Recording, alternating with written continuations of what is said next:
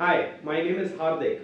जैसे कि हमने लास्ट टाइम डिस्कस किया था, the three myths that people have with regards to how business can be taken to the next level, scale up कैसे होते हैं। तो वो वीडियो के बाद मुझे बहुत सारे लोगों ने पूछा कि ओके, आपने बता तो दिया कि क्या नहीं करना चाहिए, बट करना क्या चाहिए वो तो बताया नहीं। So today this video is to tell you broadly कि क्या करना चाहिए। I am using the word broadly because I still stand on the fact that it's not easy to grow the business. So I'm going to give you broad guidelines on how you could move ahead. Also, with these broad guidelines, I am giving these guidelines with an assumption कि आपका strategy सही है।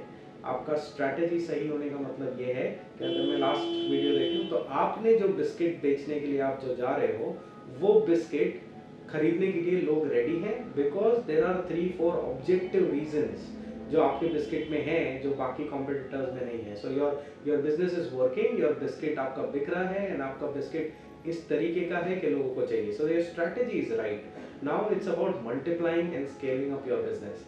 With that assumption I'll give you the broad guidelines. Guideline number 1, पहले आप क्या कीजिए, पहले आप एक वाइट पेपर ले लीजिए, एक ब्लैंक पेपर या may be do it on a white board. आप वो सारे फंक्शंस लिखिए जो आपके बिजनेस में करने ज़रूरी हैं। जैसे फॉर एग्जांपल हो गया सेल्स करना ज़रूरी है, प्रोडक्शन करना ज़रूरी है, डिज़ाइन, अगर आप बिस्किट बना रहे हो तो फिर then recipe is the design, अगर आप वेब डिज़ाइनिंग कंपनी हो तो then the web designing is the design, अगर आप मैन्युफैक्चरिंग कंपनी हो तो जो प्रोडक्ट का डिज़ाइन है वो डिज़ाइन, अगर आप ट्रेनिंग कंपनी हो मेरे जैसे तो फिर then the training curriculum design, whatever. So design is can be one of the functions. Inventory, अगर आप raw material रखते हो तो raw material का inventory, finished goods का inventory, work in progress inventory, accounts जो सभी लोगों को ज़रूरत होता है, finance जो सभी लोगों को ज़रूरत होता है. So there can be various functions typically in your business. Write all of those functions down on a piece of paper. वो फंक्शंस हैं, वो काम है जो आपके बिजनेस में आप नहीं करोगे तो नहीं चलेगा। बिजनेस को चलाने के लिए वो फंक्शंस करने पड़ेंगे। The second thing that you do is once you write all of these functions down, हर एक फंक्शन के सामने अपना नाम लिखिए या फिर आपके ऑर्गेनाइजेशन में आज जो भी लोग हैं उनमें से किसी का नाम लिखिए। ये नाम लिखने का मतलब ये है कि वो जिसका भी नाम आपने लिखा हुआ है वो बंदा या बंदी वो काम के लिए कंप्लीटली रिस्पॉन्सिबल है। आपको समझ में आएगा कि कितने सारे काम ऐसे हैं जिसके लिए आप ही रिस्पॉन्सिबल हो, which is what we need to break by the way. तो आप नाम लिखिए। अगर आपके पास को फाउंडर है, मतलब आप पार्टनरशिप में हो तो आपके पार्टनर के नाम भी लिखिए और आपके नाम भी लिखिए। Now one thing that you got to remember, it's not just कि उसका रिस्पॉन्सिबिलिटी बन गया ये काम करने का, there is another thing that you want him to do, so therefore you are writing the names. Okay, so once you get this done, then you move to the third step. The third step is if you are responsible for 5 of those functions, वो पांचों functions को करना कैसे है ये लिखना शुरू कीजिए।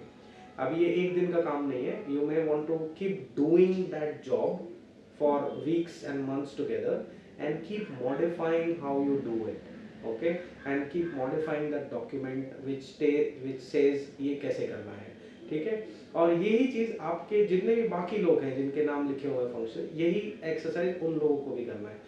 once they write down how to perform the function that you have given them responsibility of, उसके बाद it is important to identify the right person who can do this and replace you or your partner or the current people and then get him to do that task.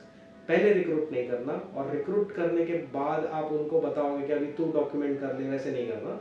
क्योंकि अगर वैसे करोगे तो फिर जो बंदे को रिक्रूट किया है वो अपना वर्जन बताएगा उस चीज़ को कैसे करने का, which may not be right, because you are the owner of the business, you know what's the right way to do it.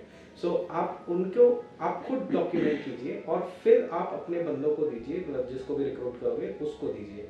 Now recruit करने के बाद you have to train him, you have to hand hold him, यानी coaching करना जरूरी है। Training यानी वो manual जो आपने लिखा हुआ है उसको पढ़ के उसको समझ में आना चाहिए कि हाँ ये करना है, एंड जो भी डाउट्स है वो क्लैरिफाई कीजिए। हैंड होल्डिंग या कोचिंग यानी आप जब भी वो बंदा काम कर रहा है तो थोड़े दिनों तक आप उसके साथ रहिए, ताकि जब नए इश्यूज आए उसको तो वो नए इश्यूज को आप क्लैरिफाई कर सको, जो शायद ट्रेनिंग में वो दिमाग में नहीं आया, जब किया तब आया, तो वो उनको क्लैरिफाई कर सको। एंड तीसरा चीज, जब भी वो अपना काम कर रहा है तो उसके काम करने के स्टेप्स को आप मेजर करो और मॉनिटर करो, ताकि आप इंश्योर कर सको कि काम किसी और को दिया हुआ है, अब वो कर रहा है फिर भी सही कर रहा है। Like I told you, these are broad guidelines, ये करना इतना आसान नहीं है। There are lot of detailing required in each of this step, but क्योंकि एक ब्रॉड गाइडलाइन मैं आपको ये वीडियो में दे सकता हूँ, इसलिए मैंने वो देने की कोशिश की है। I hope this will give you a framework, a path towards growing your business, and you will move ahead. Again I am telling you, this is an assumption कि आपका स्ट्रैटेजी राइट है, यानी आपका बिस्किट आपके competitor के biscuit से अलग है, and that is why there are people already buying your biscuit. So I hope these broad guidelines will help you think through and get you started at some point in the right direction with the growth of your business. So best of luck and keep propelling.